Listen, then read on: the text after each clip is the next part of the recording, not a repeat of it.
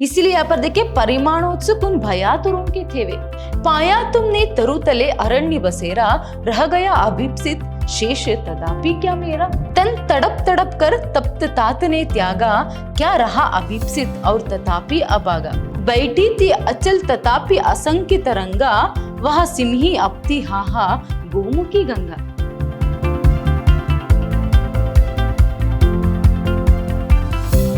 नमस्कार, मैं हूं हर्षिता, हिंदी लेक्चरर विद्याश्रम कॉलेज मैसूर। आज हम मैसूर यूनिवर्सिटी के 3rd सेमेस्टर बीकॉम की हिंदी पाठ्यक्रम से धन्य है लाल की माई कविता जो है उसको देखेंगे। प्रस्तुत कविता के कवि है मैथिली शरण गुप्त जी। देखिए, मैथिली शरण गुप्त जी ने प्रस्तुत कविता धन्य है लाल की माई में जो है कैकेयी की एक अलग रूप ही यहाँ पर दर्शाने की कोशिश जो ने उन्होंने किया है। जैसे सभी लोग ये जानते हैं कि राम के जो वनवास जाने के पीछे का जो कारण है वह कैकेयी है, उसी के कारण जो है यहाँ पर राम जी जो है वह वनवास जाते हैं करके, ये बात तो सबको यहाँ पर पता है। और इस नजरिए से कैकेयी को जो है एक अलग नजरिए से यहाँ पर देखा जाता है। वही प्रस्तुत कविता में मैथिली शरण गुप्त जी ने कैकेयी का एक अलग ही रूप दिखाने की कोशिश वह करते हैं कि जिसने भरत जैसे यहाँ पर पुत्र को जो है जन्म दिया है वह बिल्कुल या फिर वह तो धन्य ही है, इस तरह यहाँ पर वह कहने की कोशिश जो है कहता है। इसीलिए तो आपके लिए ये जो कविता है इसकी जो शीर्षक मतलब जो टाइटल है धन्य है लाल की माई करके यहाँ पर दी गई है। देखिए, ज्यादातर लोग ये जानते हैं कि जब राम जी जो है कैकेयी तो पहले तो यहाँ पर क्या है राम को वनवास भेजने के लिए यहाँ पर दशरथ से यहाँ पर कहती है, फिर उसके अनुसार पितृवाक्य परिपालन करने के लिए राम जी भी जो है यहाँ पर वनवास जाते हैं और उनके साथ साथ यहाँ पर पत्नी सीता देवी और उसके साथ साथ लक्ष्मण जो भाई है वह भी चले जाते हैं। ये बात सबको पता है। मगर बाद में क्या होता है, देखिए बाद में जब ये बात जो भरत है जब उनको पता चलती, जो कैकेयी का पुत्र है और राम के प्रिय भाई थे, जब उनको ये बात पता चलती है अभी भैया जो है राम जी जो है वह वनवास के लिए चले गए हैं, तो उन्हें बहुत ही बुरा लगता है। और इसके साथ साथ उनके वनागमन के बाद मतलब राम जी के क्या है पर वनवास के लिए निकलने के बाद तो क्या होता है यहाँ पर जो दशरथ महाराज है उनकी भी यहाँ पर क्या है सोच में ही वह उनकी जान जो है चली जाती है। तो बाद में कैकेयी को अपनी गलती का एहसास होता है, तो भरत जो है यहाँ पर फिर जो है जहां पर राम गए हुए हैं वहां चले जाते हैं कि राम को वहां वापस लेकर आए। तो इस कोशिश में यहाँ पर राम और भरत के बीच में और कैकेयी के बीच में वहां पर क्या बातचीत होती है, इसी का वर्णन जो है प्रस्तुत कविता में हम देख सकते हैं। तो चलिए अभी हम कविता को देखेंगे। देखिए, कविता का प्रारंभ इस तरह होता है, तदानंतर बैठी सभा उठच के आगे, नीले वितान के तले दीप बहु जागे, टकटकी लगाई नयन सुरों के थेवे, परिमाणोत्सुक उन भया तुरों के थेवे। देखिए यहाँ पर तदानंतर का अर्थ क्या है, फिर उसके बाद।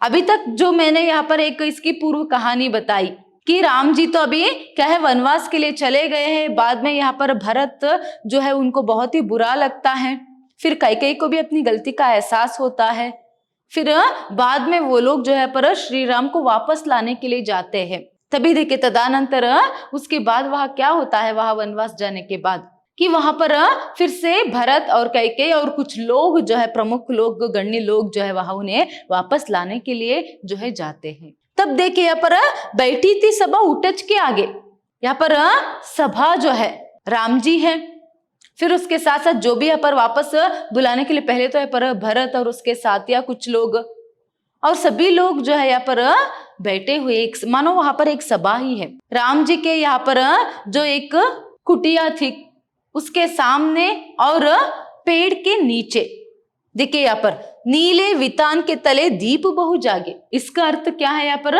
नीले वितान, वितान मतलब आसमान, नीले गगन के तले जो है मानो यहाँ पर बहुत सारे दीप जो है जल रहे हैं, क्योंकि वहां रात में वह सभा जो है बैठी थी तो इसीलिए सभी लोग हाथ में मशाल लिए हुए वहां पर थे, इसीलिए ऐसे वह कवि जो है यहाँ पर कहते जाते हैं। राम जी की कुटिया के सामने एक बहुत बड़े पेड़ के नीचे यहाँ पर राम जी बैठे हुए हैं, फिर उनके सामने सभी नीचे जमीन पर जो है यहाँ पर कुछ लोग जो आए हुए थे उन्हें वापस ले जाने के लिए वहां लोग बैठे हुए हैं और वहां सभी अपने हाथ में मशाल लिए हुए हैं, कुछ लोग खड़े हुए हैं।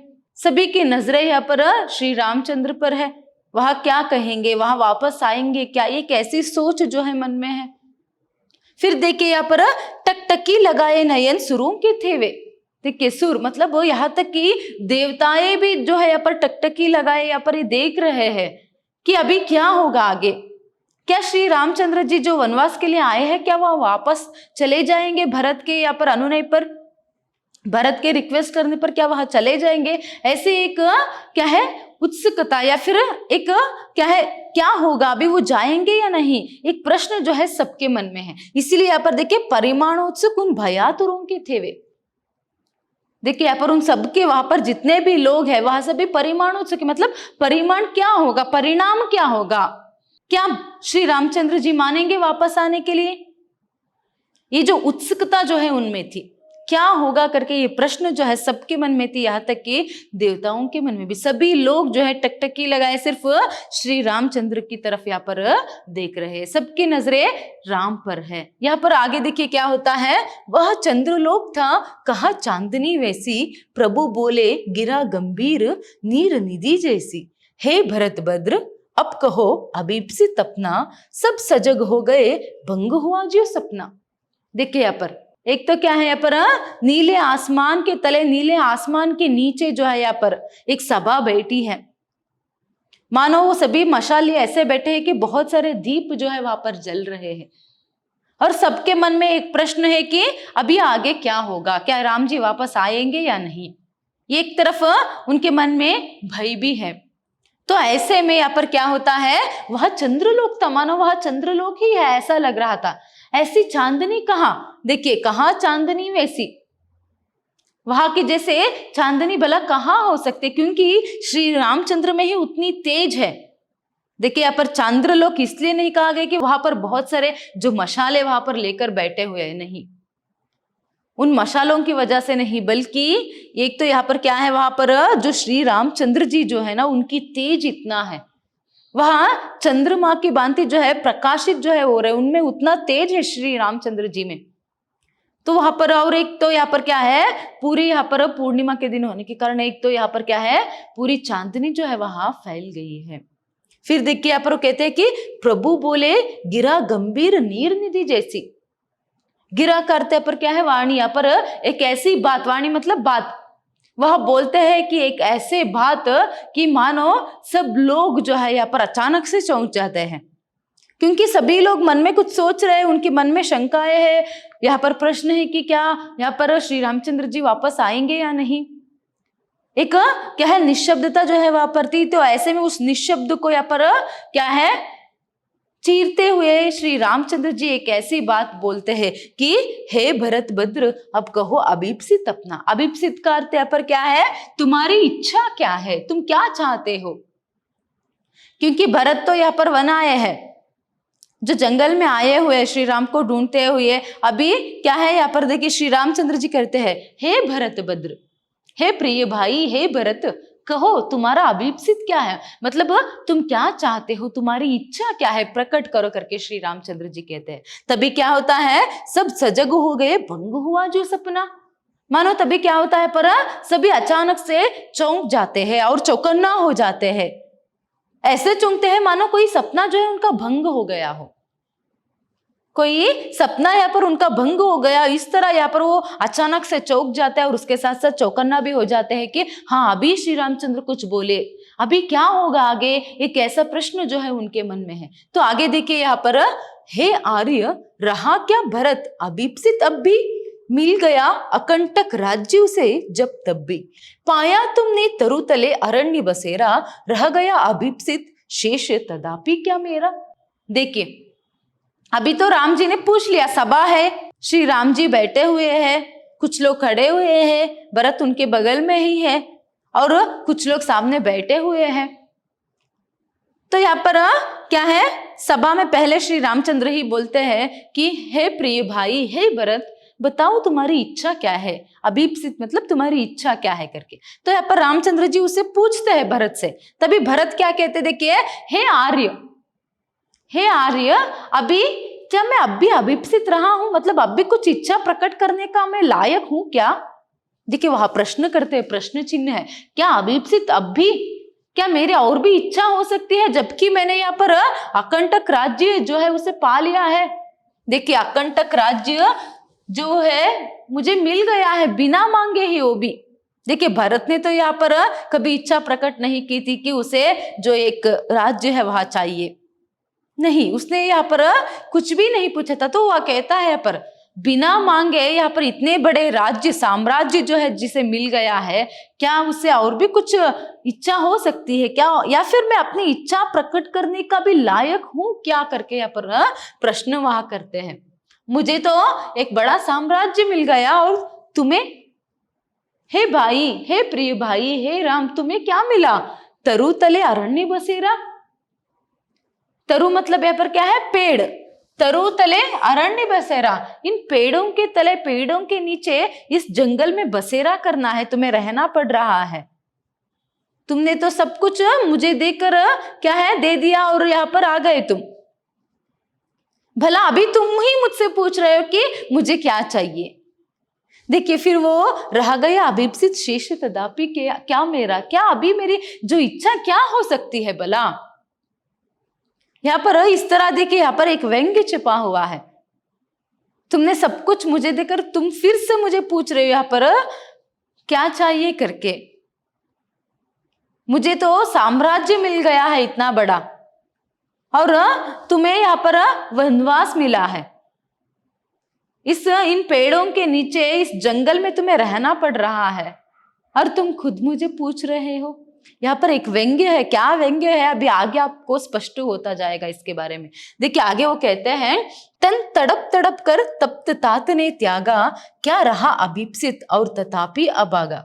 हाँ, इसी आयश के हेतु जनन था मेरा, निज जननी ही के हाथ हनन था मेरा। देखिए यहाँ पर आगे भरत ही बोलते जा रहे हैं। क्या कह रहे हैं? तन तड़प तड़प कर तात ने तोड़ा, मतलब वो तात का अर्थ यहाँ पर क्या है? पिताजी ने। तड़प तड़प कर जो है वह तन को छोड़ दिया उन्होंने, का अर्थ यहाँ पर क्या है? यहाँ पर वह मर गए, मतलब दशरथ के बारे में यहाँ पर भरत कह रहे। देखिए राम जी के वनवास जाने पर यहाँ पर क्या होता है, दशरथ को जो है बहुत ही गिल्ट फील होता है, मतलब वो क्या है, वहां बहुत ही सोच में पड़ जाते हैं। फिर यहाँ तक कि क्या है, उसी सोच में तड़प तड़प कर चिंता में ही वहां मर जाते हैं। तो इसी के बारे में यहाँ पर कह रहे, तन तड़प तड़प कर तात ने छोड़ा है, मतलब चिंता में वहां क्या है, यहाँ पर मर गए हैं, तड़प तड़प कर वहां मर गए हैं। फिर क्या रहा अभिप्सित और तथापि अभागा, अभी मेरी इच्छा क्या हो सकती है? अभी मैं तो अभागा हूं, यद्यपि मैं तो यहाँ पर एक अभागा बन गया हूं। देखिए यहाँ पर भरत किस तरह सोच रहे, वो सोच रहे कि जो भी हुआ, यहाँ तक कि भाई श्री राम जो है वनवास के लिए गए, भाई श्री राम जो वनवास चले गए, या फिर यहाँ पर जो पिताजी जो दशरथ है वहां मर गए, उनके लिए यहाँ पर सिर्फ मैं ही कारण हूं, इस तरह यहाँ पर भरत सोच रहे।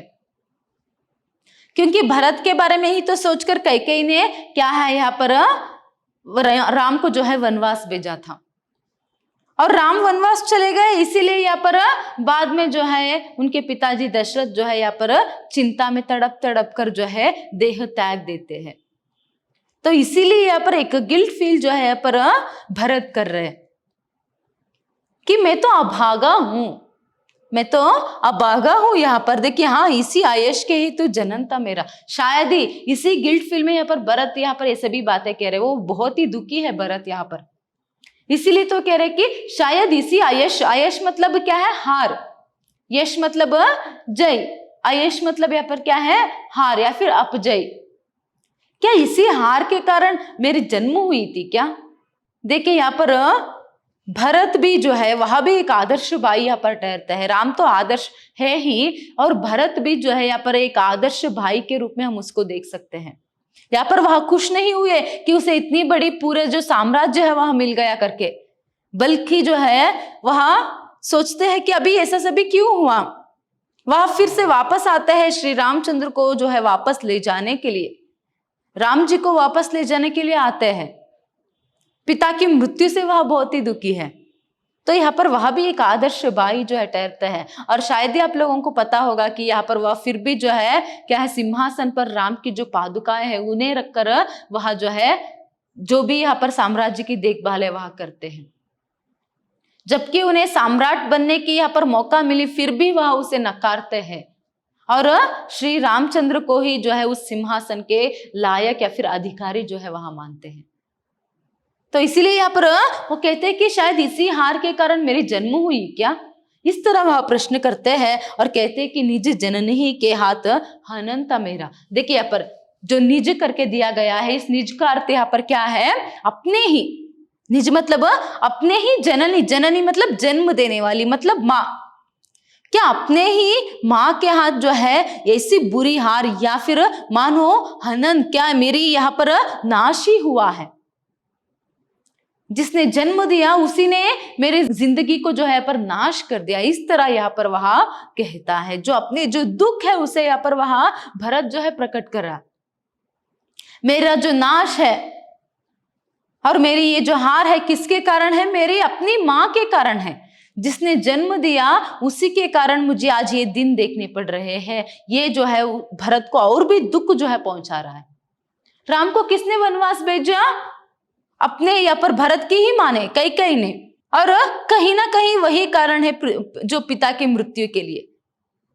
तो ये दोनों जो है हार की तरह मानो भरत यहाँ पर खुद की नाश विनाश या फिर मृत्यु जो है समझ रहे, क्योंकि जीते जी तो वहां क्या है मर ही गए, इस तरह यहाँ पर आभास जो है वहां कर रहे। तो शायद क्या है इसी हार के लिए मेरी जन्म हुई क्या, खुद की माँ से ही मुझे ये हार, ये जो नाश है देखना पड़ रहा है। इस तरह यहाँ पर भरत जो है अपनी दुख को प्रकट कर रहे। जो भी सभी वहां यहाँ पर फील कर रहे, जितना यहाँ पर गिल्ट फील कर रहे, जितना यहाँ पर भरत जो है अभी दुखी है कि भाई वनवास चले गए मेरे कारण, ये जो एक दुख जो है यहाँ पर भरत के मन में है। इसीलिए तो यहाँ पर भरत जो है अपनी मन की जितनी भी दुख है पर राम के सामने प्रकट कर रहे, क्योंकि वो आए ही यहाँ पर राम को कैसे भी करके वहां फिर से वापस जो है यहाँ पर ले जाए।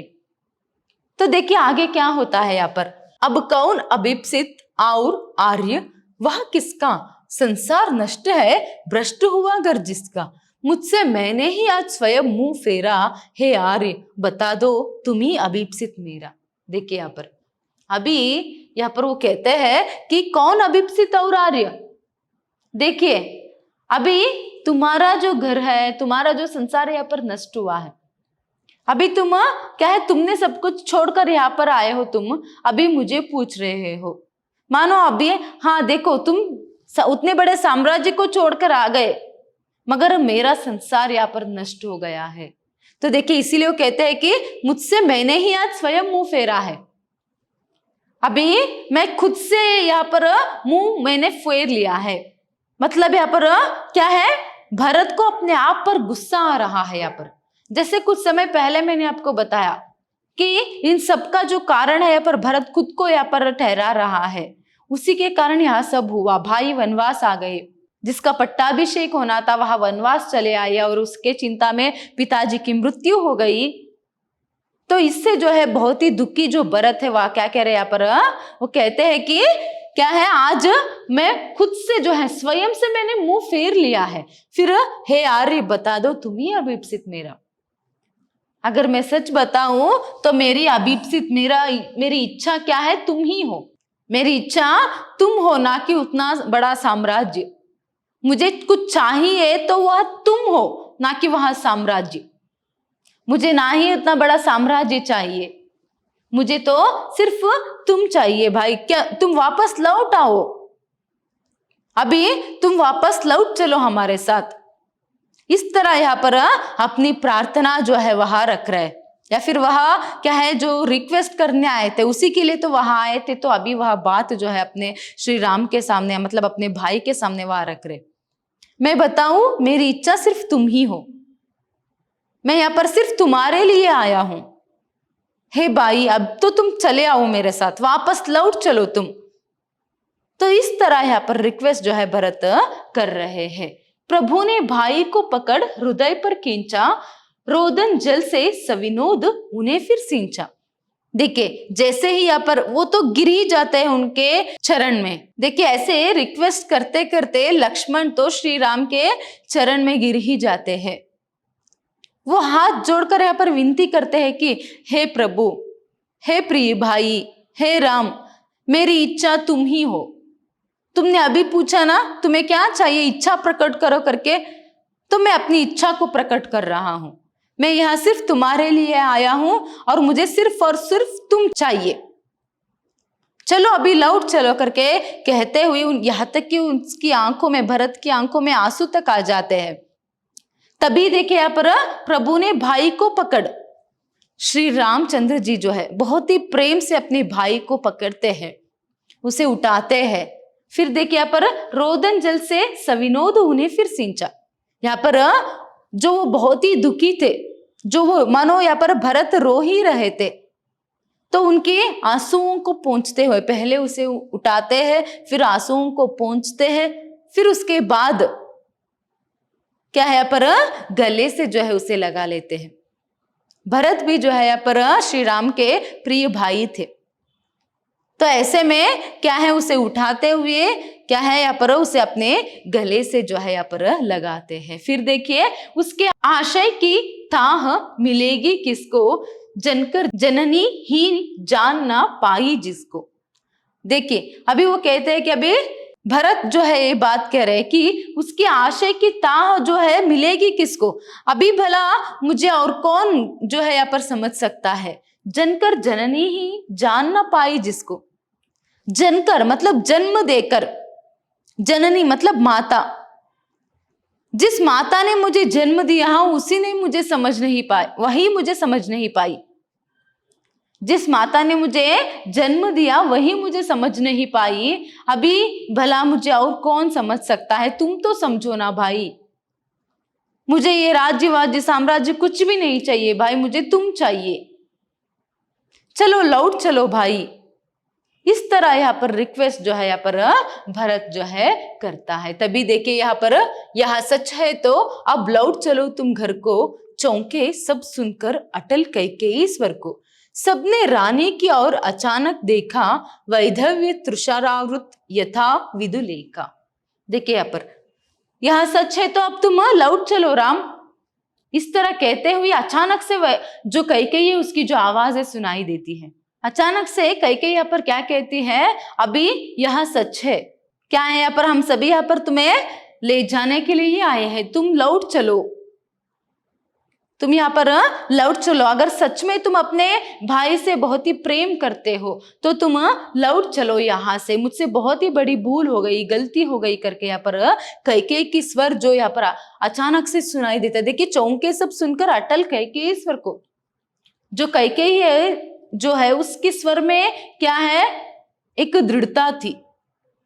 तो एक दृढ़ कैकेयी स्वर को सुनकर जो वो कहती है कि अभी तुम लौट चलो राम करके, सभी लोग अचानक से चौंक जाते हैं। फिर देखिए सबने रानी की ओर अचानक देखा, फिर सभी रानी की तरफ अचानक से देखते हैं। अभी तक जिनकी आंखें यहाँ पर भरत और राम पर थे, उनकी आंखें जो है अभी सबकी नजरें जो है अचानक से कैकेयी की तरफ मुड़ते हैं। उस सभी लोग जो है पर कैकेयी को देखते हैं।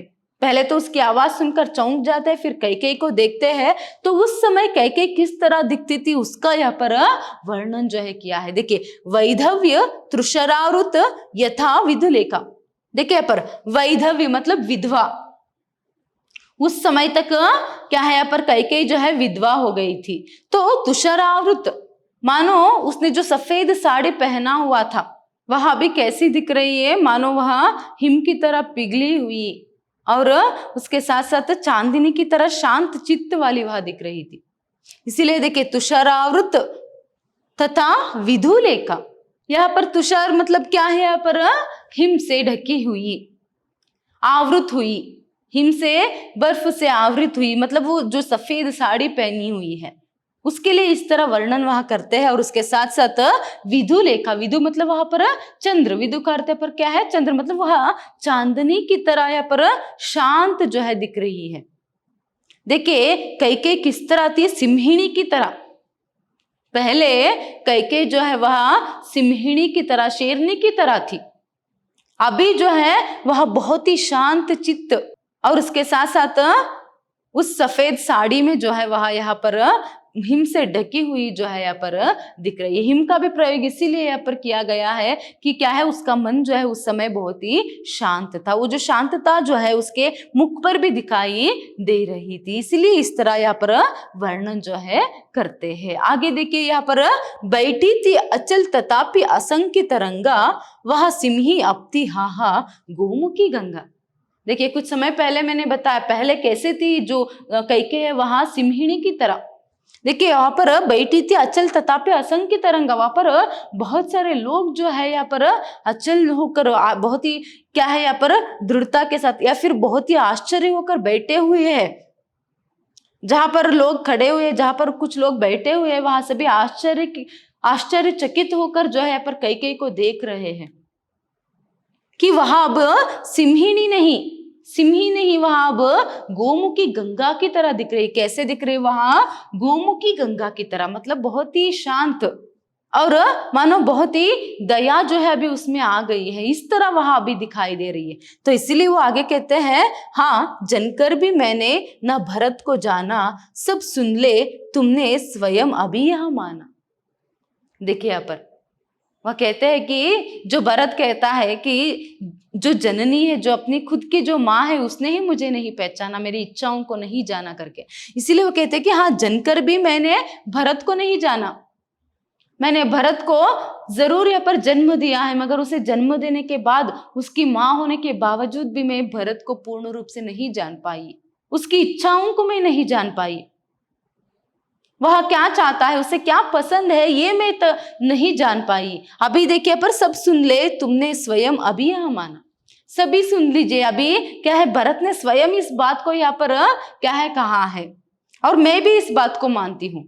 देखिए यहाँ पर वह कैकेयी खुद कह रही है, अभी जो भरत ने कहा कुछ समय पहले कि मेरी खुद की माँ ने मुझे नहीं पहचाना, असल में यही सच है।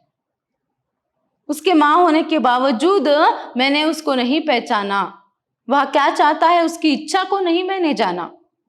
अभी उसने भी कह दिया है और सभी लोग क्या है, अभी ये लोग, आप लोग भी सुन लीजिए, इस बात को मैं मानती हूँ, मतलब वो अपनी गलती को मान रही है। देखिए जो ये बात वो कह रही है तो इसके अनुसार जो है वह क्या कर रही है, पर अपनी गलती को वह मान रही है। अभी तक कैकेयी को एहसास हो गया है कि उसने यहाँ पर क्या है, गलत जो है यहाँ पर फैसला जो है सुनाया, या फिर क्या है यहाँ पर जो राम को वनवास भेजने की जो उसकी एक इच्छा या फिर जो सोच है, जो भी है वह गलत है। इस तरह भी उसे क्या है पता चल गई है, यहाँ गलत हो गया, मैंने गलत कदम यहाँ पर उठाया, या फिर राम को वनवास भेजने की जो उसकी जो सोच है वह बहुत ही गलत था। और भरत को जो है यहाँ पर जो पट्टाभिषेक करने पर, उसे राजा बनने पर जो है भरत को बहुत ही खुशी मिल जाएगी, वह सुखी से रहेगा, ये जो उसने सोचा। क्यों उसने यहाँ पर कैकेयी ने जो है श्री राम को वनवास भेजा, ताकि यहाँ पर भरत की पट्टाभिषेक हो सके, भरत अपना जो पुत्र है वह राजा बन सके, इतने बड़े साम्राज्य के सम्राट बन सके और वह खुश रहेगा, इस तरह उसने सोचा। मगर ये सोच जो है गलत था। अभी भी भरत जो है, इतनी बड़ी साम्राज्य मिलने पर भी भरत खुश नहीं है। अभी वह फिर से लौट आया है श्री राम को वापस ले जाने के लिए। तो असल में बेटा क्या चाहता है, वह किससे खुश रहेगा, ये जो है मैं जान नहीं पाई। मैं कैसी माँ हूं और मैंने बहुत गलत कर दिया है, तो मेरी गलती को मैं स्वीकार करती हूँ, अभी तुम वापस लौट चलो करके। इस तरह जो है यहाँ पर अपनी गलती को सबके सामने मानते हुए राम को वापस आने की जो इच्छा जो है प्रकट कर रही है कैकेयी यहाँ पर। आज के लिए इतना ही। आगे की सेशन में, नेक्स्ट सेशन में हम देखेंगे कि क्या अभी कैकेयी और भरत के मनाने पर जो है श्री राम वापस जाएंगे, अभी उनके बीच में क्या यहाँ पर बातचीत जो है होती है, इस सब के बारे में नेक्स्ट सेशन में देखेंगे। धन्यवाद।